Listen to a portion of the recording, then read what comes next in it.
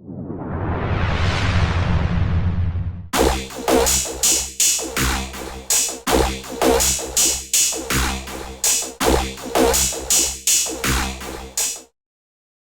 practice them occasionally, just for, I think, just for technique, you know, for the movies or aesthetic value. Yeah. And he was teaching me a form, and that's when we got Brandon on the film. He was, I think Brandon was 2.5 then.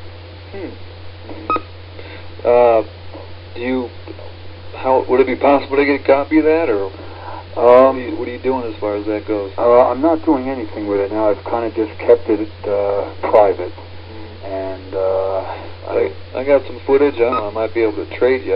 Have you seen the backyard footage with like Kareem and Jim Coburn and stuff like that, or not? No. You've never seen that? I don't think so. Yeah, I've got footage of his backyard, some of his backyard classes. Dan Lee's doing a form. Oh, really? And it's got Luis Delgado doing kicks against Danny, and it's got Bruce doing kicks against Ted, and he's working out on the heavy back, shaking it pretty good. And what the hell is his name? Herb Jackson's doing some kicks. You've never seen that before? Never saw it. Well, when I just recently sent it off to, well, actually, I still do have it. I sent something out to Taki, something else that I got. I got some footage of Taki and Bruce in the basement doing some Chi Sao. Oh, really? You ever seen that? No. Well, we'll work out a trade here. Yeah, the only stuff that I saw was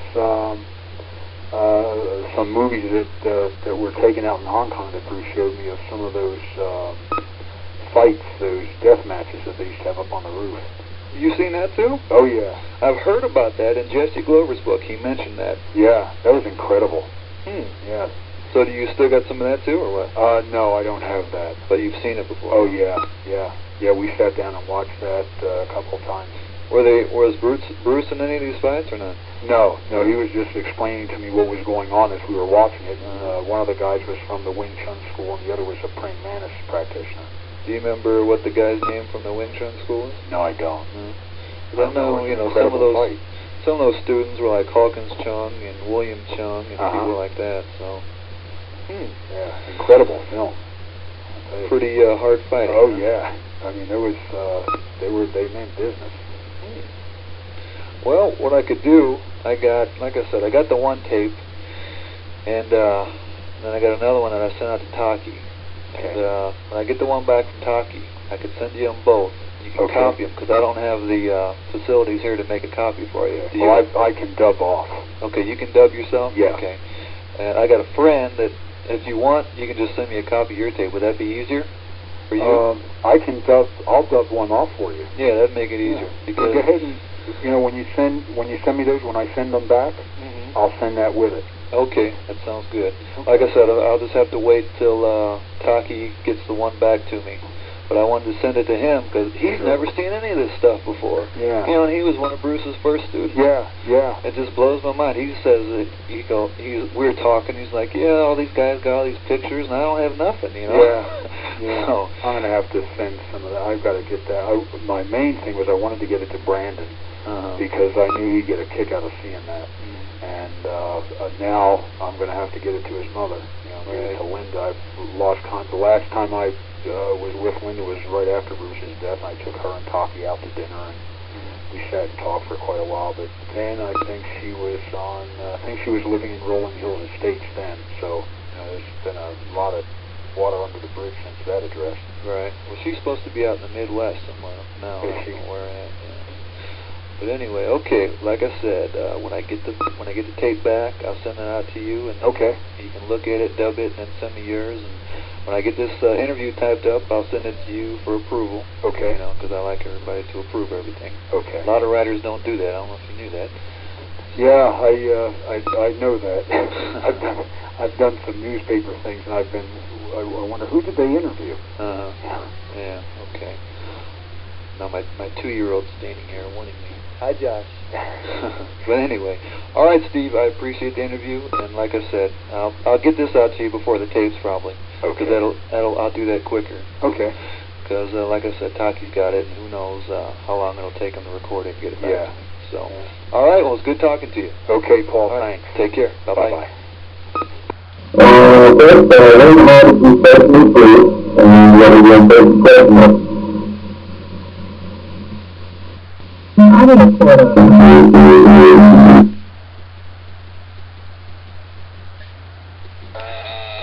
of the questions was explain your relationship with Yip Man's son, Yip Chung. Or, you know, you're training under him. Okay.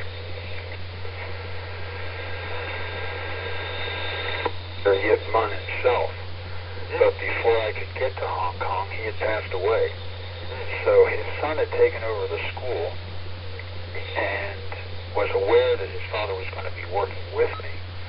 So he made contact and said that he was taking over and that he was aware of his father's wishes to work with me and he would work with me. So that's how I actually met Yip Chun. And how was the training under him? Pretty intense. We did a lot of work with the Sulam Do and working on the Mukjong. A lot of center line theory and working out a lot of details. It was really unique because the training in Hong Kong, most of it's done on the roof, and that's where the school was, on the roof of an apartment building. Okay. Did you get to meet any of the people like Wong Shun Long? Was he still around? No, I didn't get to meet him. How did the training differ from, say, Bruce's interpretation of Wing Chun at the time? It was a lot more traditional. It was all the original traditional applications. Okay. So you could definitely see where Bruce had progressed? Pardon me? Could you see the innovations that Bruce had made? Oh, definitely. Yeah, in fact, that's one of the reasons why I wanted to do that training, because I wanted to see where Bruce's roots were and how he had come from one area and made the progressions that he did. Right. Okay. But Yip Chun was a pretty amazing martial artist, though, right? Yip Chun, I think, weighed maybe 85 pounds. He was the proverbial thin, old master that had all this power. And we would work Chi-Sao, and it seemed like it felt as though he was bringing energy up from the ground. His technique was perfect, and everything worked. I mean, it was just, you could just feel the power, and he looks like just a frail person, but the power was incredible. Almost like his father, I guess. Huh? Yeah. Okay. Were there any similarities between his applications or movements to Bruce's at all, or? Not really. It was really traditional, and like I said, I could see where all the basic things were, but Bruce had made so many innovations to the traditional methods that you could readily see the difference. Okay. And the other question, I believe, I just want to know your personal relationship with Bruce outside of the dojo or the Kwon. Well, we used to go. Bruce liked to shop, and one of his favorite places was a store in Santa Monica called Fred Siegel's. And he had a shirt that I really liked, and he said, well, let's go get one. And so we went out to this store, to Fred Siegel's, and sure enough, they had this shirt there, so I bought one of those. And I've never seen one since, and in fact, Bruce was the only one that I had seen at all. And I still have the shirt. And we used to do things, we'd go out to lunch. We went to lunch once with Mito Yahara, and he got a big kick out of me looking at the fish head soup, and he was explaining to me how to eat this soup.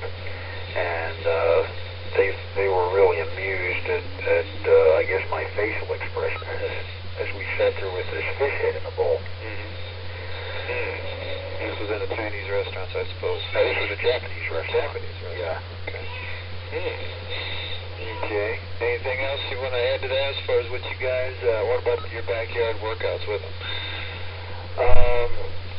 Let's see, had I mentioned the time he broke the the board out of Ted Wong and I out of our hands? I don't think so, no.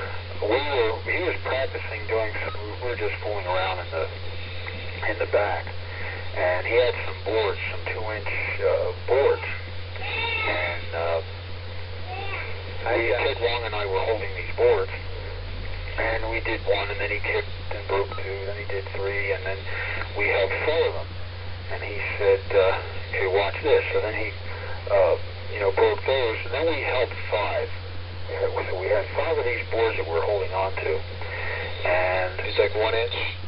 These are 2-inch boards. 2-inch boards, okay. And he said, okay, hold them really firm. So we're holding them really firmly, and he comes in and he kicks it. Well, when he kicked the boards, there were 5 of these boards, and the backboard only flew out of our hands, and the other 4 weren't even cracked. Just blasted the backboard out. Ted Wong and I looked at each other, and I know he was just as shocked as I was. And then Bruce said, oh, that's nothing, watch this. And then he broke the other 4, but we weren't impressed with that. We knew he could do that, but I couldn't figure out how he broke that one board and just blasted it out of our hands without breaking the other ones. Sounds like one of these tea master tricks. You had mentioned something about how he had showed you some different forms in the backyard. Yeah, he didn't really.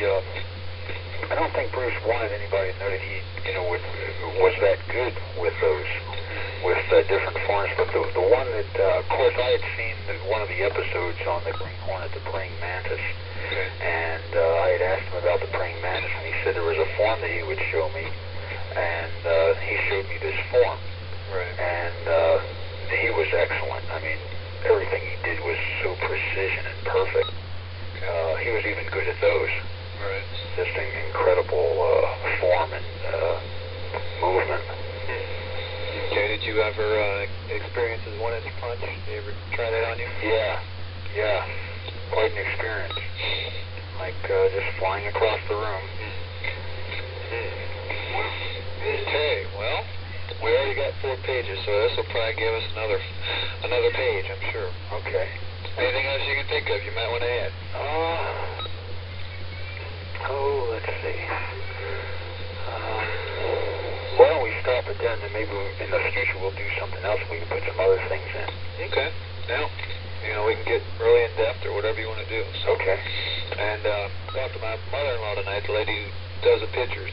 Okay. She made the copies, so I should get those back this weekend. I'll mail your originals back. Okay. Those will be in safekeeping. Okay. And then whatever magazine I'll send them to, they'll have copies. So. Okay. And I'll make sure, like I said, Black Belt, from what I heard from Jesse Glover, they wanted rights to the picture, but I'll make sure that either they either take it under the understanding that they can't have that, you know what I'm saying? Or we'll just go with a different magazine. So. Now, what I did, one of the things I put on the photos that were put in with Inside Kung Fu, right, was all rights reserved. I see. And that was on when it went in. So you put this on your manuscript? Yeah. So it was copyrighted before you even put it in there? I see. And I didn't have any problems with that. Right. So you might try that. Okay. Just putting the little mark, right, on there, and then just put all rights reserved. That might work. So have you read through the newsletters at all? I haven't had a chance. In fact, I went to bed at 5:30 this morning. I left here at 5:15. Got to bed at 5:30, and I was up again at 8. Must be that Paul Bax keeping you going, right? It's got to be something. But I sent that out to you. I got it today. Yeah. Oh, great. I haven't tried it yet. I got your envelope and I got the box too. Terrific. I was like, oh man, 2 presents in one day. I like to get stuff in the mail. All right. So I think you'll enjoy that. So just follow the directions and try it either as an energy. Well, probably as an energy thing. I got that picture of you on the cover too. That would have been good to send into the magazine. I don't. I was looking for that to send to you, and I can't find it. Oh, okay. And I don't think that it's good enough you could take it off of the label. Right. But I can't I've got extras of that. I just can't locate them. Yeah. If somehow I come across those, I'll mail one right off to you. Okay. But I just have no idea where they're at. Right. If anything, maybe I could just, because I'm going to try to put it in the newsletter too, so Okay. maybe put it in there. Okay. But anyway, I'll let you go, and talk to you soon. Okay, All right, Paul. Steve. Take Bye. care. Bye-bye.